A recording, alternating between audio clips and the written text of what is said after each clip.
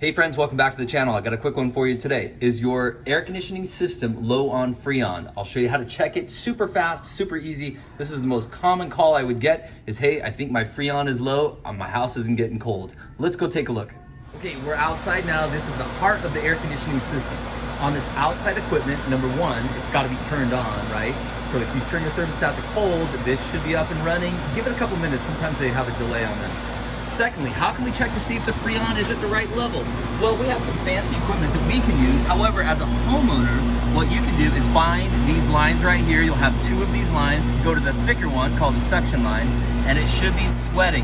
Now, you might have insulation like this right here that's been kind of torn up. This insulation might come all the way down, so you might have to pull it back a little bit. Put a couple fingers on there. It should be icy cold. It should be wet with condensate.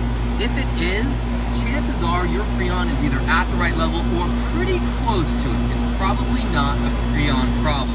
Now with that said, these units need to be cleaned and serviced, and they'll also come out and check to see if your Freon truly is at the right level using gauges and that kind of stuff. I have an awful lot of people that call me up and say, hey, it doesn't feel very cold in the house. I think it's low on Freon. Believe it or not, most of the time it's not a Freon issue. All right. The second quick way you can see if this system is up and working okay is that the air coming off this fan up here, it should be warm. It should be warmer than the ambient air, warmer than the outside air.